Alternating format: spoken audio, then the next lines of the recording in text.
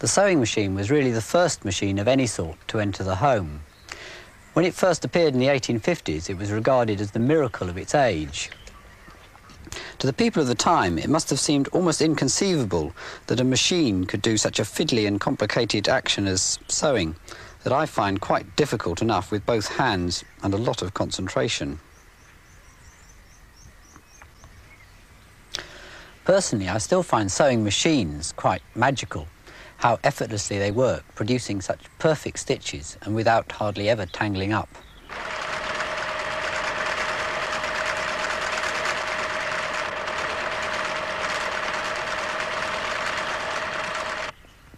To make a machine that directly imitated hand sewing would be very difficult.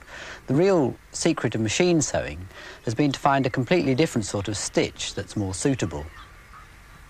The first clues came from a sort of embroidery decoration popular in the 18th century. This used the hook needle and formed a so-called chain stitch. The needle never needs to go right through the fabric, so it can be firmly fixed to part of a machine at the top. The first attempts at mechanical sewing imitated this embroidery stitch.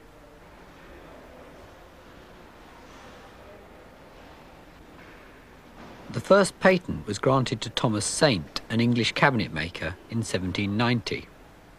When a model was made from his drawings 100 years later, it had to be extensively modified before it would work. So it's doubtful whether Saint ever actually built one.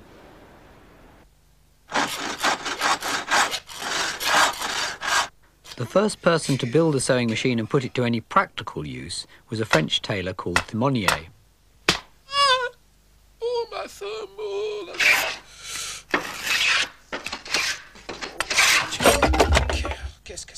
After years of failure, he finally patented a machine in 1830. By 1841, he had 80 machines stitching army clothing in a Paris factory.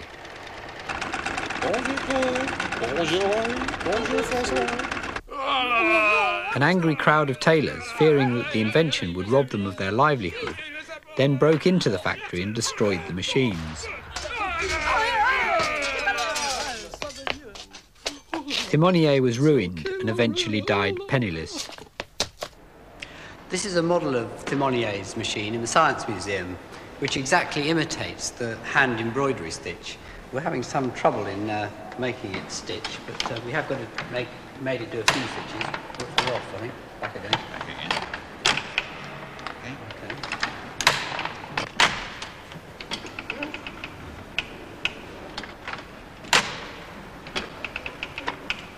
It's working better.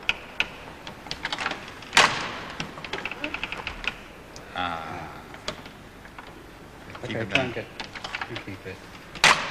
That's better. We haven't managed to make it stitch very neatly, but even if the machine was properly set up, chain stitch still has the disadvantage that it's very easily pulled apart. Unknown to Thimonnier, other inventors were experimenting with a different sort of stitch, lock stitch, using two separate reels of cotton. The machines were more complicated, but the stitches they produced were neater, and they didn't pull apart so easily. The secret of these machines was really the brilliant shape of the needle itself. We've made a giant one here, and you can see the eyes in the pointed end of the needle, and it has a groove all the way up one side that the thread can slip through. Well, with a real needle, if I push it through a bit of cotton and pull it out again, it automatically leaves a loop underneath. And all the machine needs to form a stitch is to pass the second reel of cotton through the loop. The first lock stitch machine was built in America by an inventor called Walter Hunt in about 1833. It didn't work very well, so he lost interest and didn't even bother to patent it. Elias Howe patented an improved machine in 1845, and despite an initial lack of interest, this then acted as a catalyst to other American inventors, and within 10 years, all the major elements of a modern sewing machine had been introduced. I'm going to try and demonstrate these with this human sewing machine, stitching together two sheets of expanded polystyrene. The needle goes through the material, The bottom bobbin is pushed through the loop, the needle comes out and the stitch is pulled tight, and the material is pulled forward.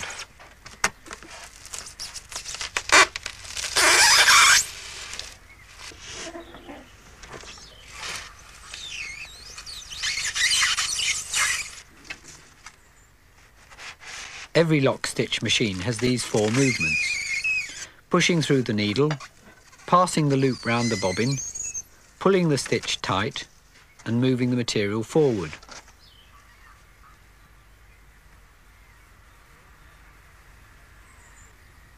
The movements are all connected to the motor by a series of ingenious mechanical linkages. First, the linkage to the needle itself. This is often just a crank, the simplest way to get an up and down motion from a rotation. Next, the device that pulls the stitch tight. This is basically an arm that flies up at the right moment, just as Ellie's was doing. But Ellie also had to grip the thread with her other hand to stop the thread being pulled from the reel instead of through the stitch. So on a sewing machine there's a sort of friction pulley between the cotton reel and the arm. It's getting the thread to pass cleanly through these 2 things before the needle that always makes threading up a machine so elaborate. The action of the arm itself is surprisingly simple. Just 2 levers fixed to the needle mechanism. It's wonderful what a vast range of movements can be derived from simple cranks and levers.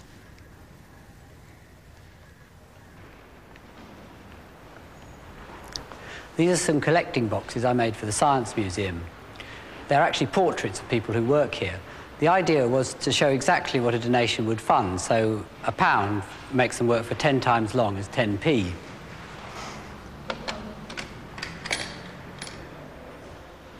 This is the curator. He takes the pipe out of his mouth and then scratches his head. If you look inside, you can see the arm is a simple crank connected to a geared motor.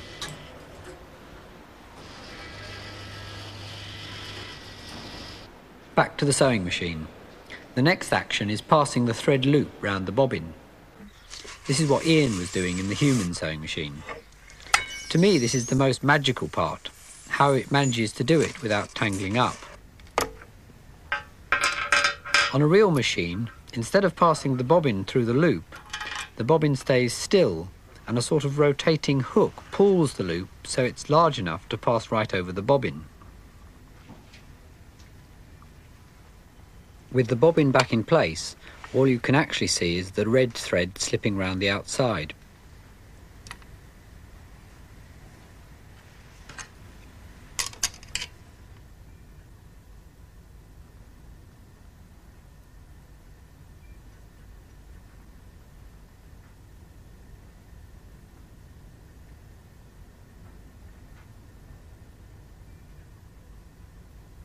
The last movement, pulling the cloth forward for the next stitch, is technically called a 4-motion feed because the 2 metal bit moves forward, down, backwards and up again. It does this with these 2 off-centre rings on the drive shaft. The one on the right pulls the claw backwards and forwards, the other one makes it go up and down. So both combined give the 4 motions. This completes the basic mechanism, all 4 movements connected to a single drive shaft.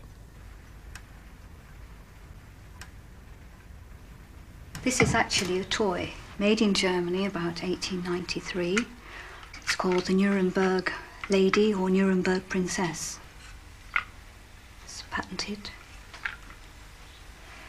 The cotton goes in here, that's the bobbin, comes through a tensioning system, comes across to here. The needle would have been held in her hand.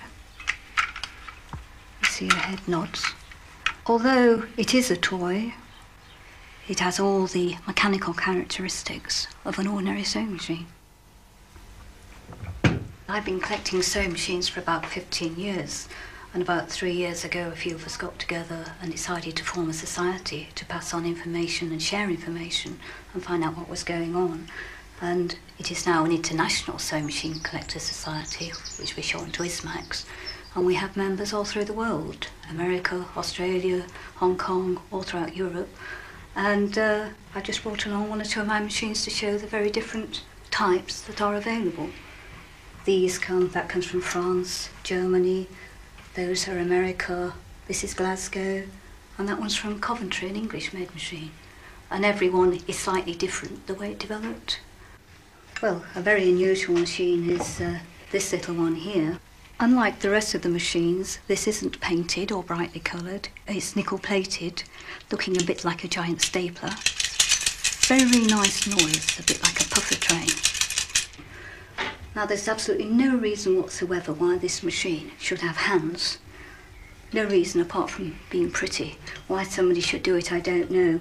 It was made in Coventry by a man called Starley, and his trademark was Lady Godiva on a horse. The lion, the beast. It was made by a Glasgow company called Kimball & Morton about 1863-ish. As a sewing machine, it's quite ordinary. It's just a shuttle mechanism. It's just unusual because of its shape. Now, this is a French machine. It's called La Populaire, and it's certainly a very popular machine among collectors. Although it's called it works on an average system, we always call it a pusher.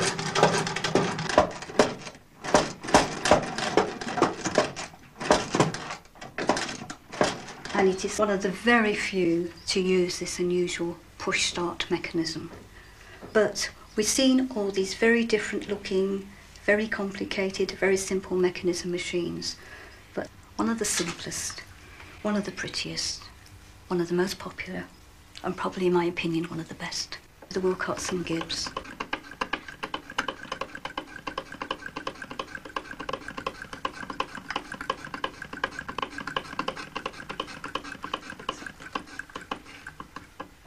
The early machines were all beautifully decorated.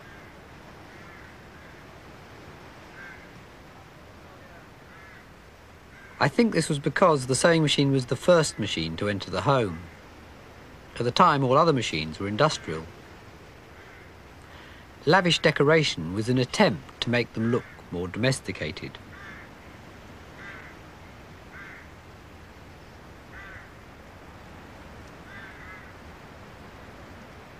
At first, the different manufacturers' machines had very distinct characteristics. But by the 20th century, they'd all started looking more and more alike.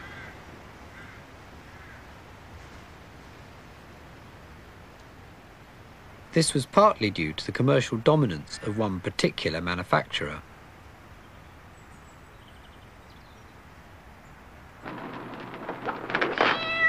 Oh, John, I'm so discouraged.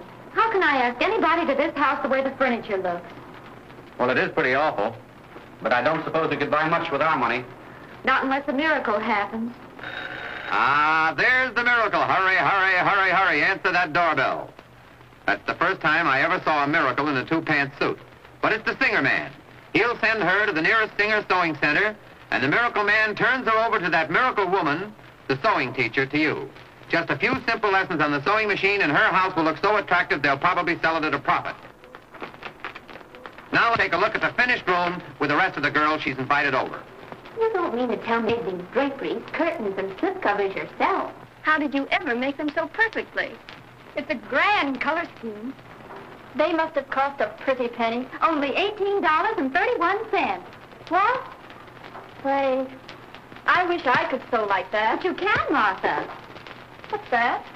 The address of the nearest Singer Sewing Center. Get it?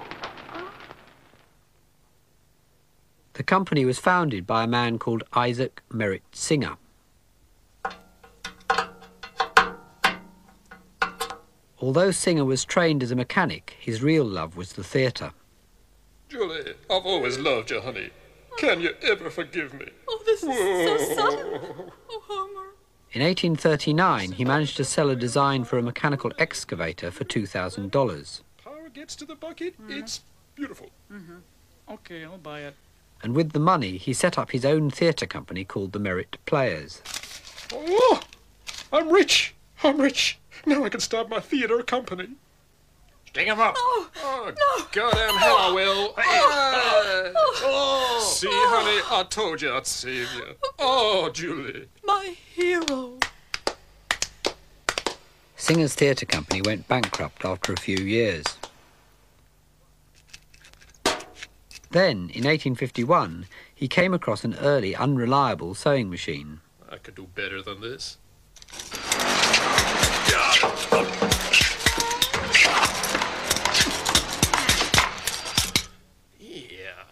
He built his prototype in only 11 days and then went into production.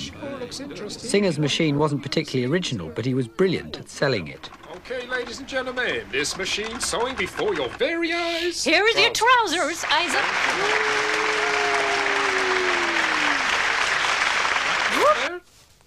Proves they're gonna work. Yep. In partnership with a sober lawyer called Clark, he started the first ever hire purchase scheme.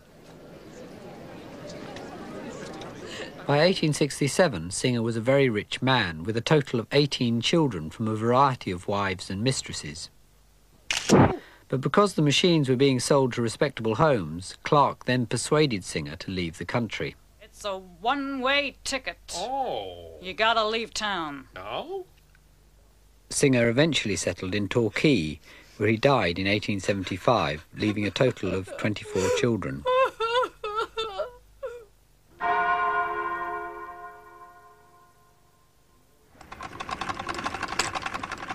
From the earliest days of the sewing machine, attempts were made to find a better way of powering it than just turning a handle. In America, the treadle caught on immediately, because it was a great advantage having both hands free to control the cloth. But in Britain, it was regarded with great suspicion for many years. It was generally thought to be unladylike and rather harmful for the ankles.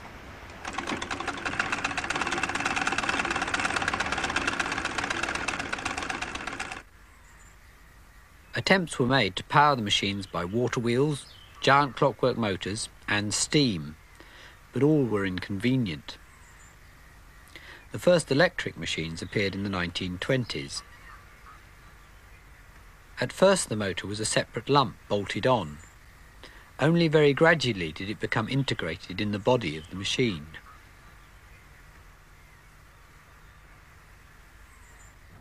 The motor itself is connected by a drive belt. This belt used to be rubber or leather, but on modern machines there's a synthetic toothed belt, which has the big advantage that it doesn't slip. They've now replaced belts, gears and chains on many machines, like photocopiers. They're quieter, easier to set up and don't need oiling. A couple of years ago I made this trick suitcase for a conjurer clown. For a stage show. It does several tricks, about 8 of them in all, but the relevant ones today are the fact it can walk off stage entirely of its own accord.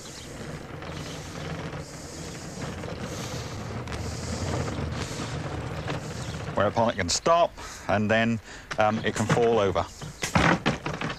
The drive mechanism has worked entirely on tooth belts. I use them quite a bit. 2 of the tooth belts act as like caterpillar tracks, and the third one is the drive. I'll show you it working.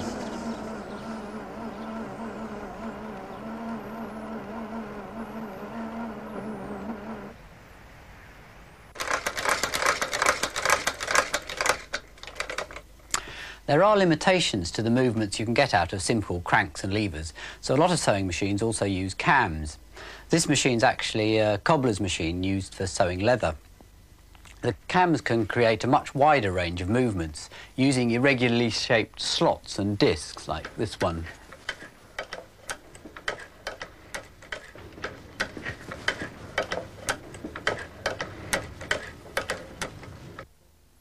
Just like cranks and levers, these have all sorts of uses, and I quite often use them myself.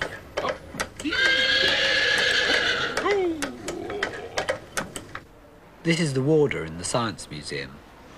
I made the warder with a simple crank at first, but then he just moved his head evenly from side to side, and it didn't look at all realistic. It looked entirely mechanical.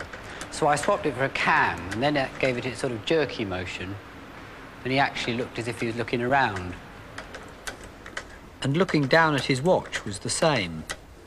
instead of a continuous down and up movement, it needed to be down, pause and up. So I used another cam. This is a doctor I made who writes out illegible prescriptions. Cams can be used for really complicated movements.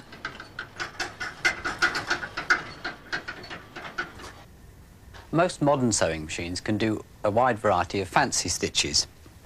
They look a lot more complicated, but there's only one basic extra movement, and that's moving the needle from side to side.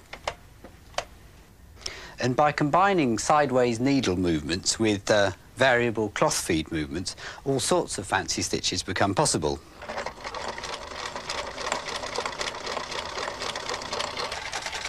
Each stitch has a different cam. If I change to a different stitch, the cam follower moves, and you can see it moving to a different rhythm.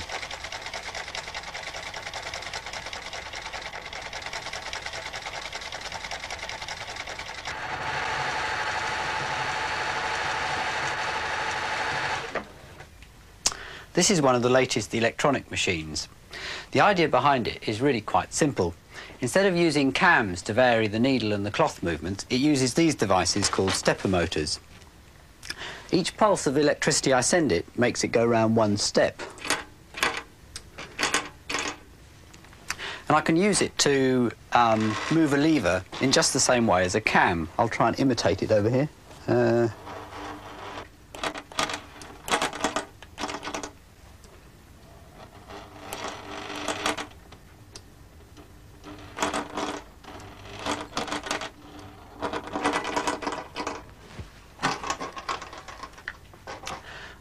By programming a microprocessor to produce a rapid sequence of pulses to control the stepper motor, the movements of the needle can be very accurately controlled.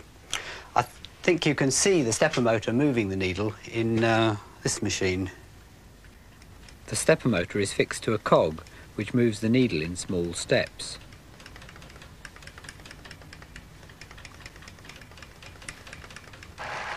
This machine is a FAF.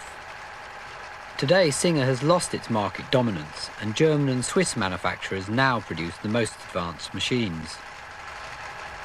But I'm not convinced that all the electronics is really a good idea in the sewing machine. However good the design, there's still an awful lot more to go wrong than in a basic machine.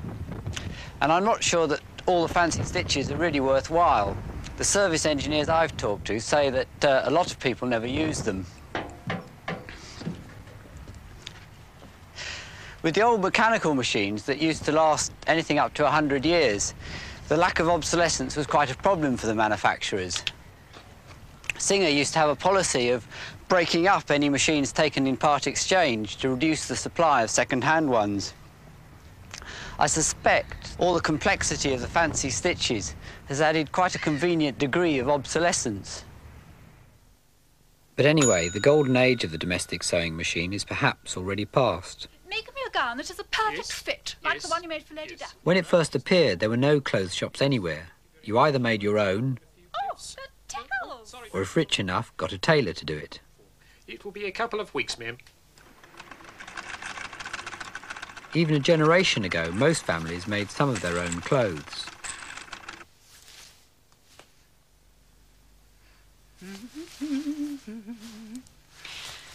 Oh, yes! Oh, it's a dream! But the sewing machine, besides speeding up home sewing, also made the off-the-peg clothing industry economically successful. Yes, I think I really... Home dressmaking is today just a minority hobby, and the home sewing machine has lost its central importance. Bit tight. The old machines were built to last a lifetime. Despite my doubts about the latest ones, they have to some extent carried on this tradition, and mechanically they're still surprisingly well made. I think that to make the machines fast, quiet and reliable, they have to be quite heavy and rigid, and they also have to be very precisely made. And it's really these qualities that make them such wonderfully satisfying machines.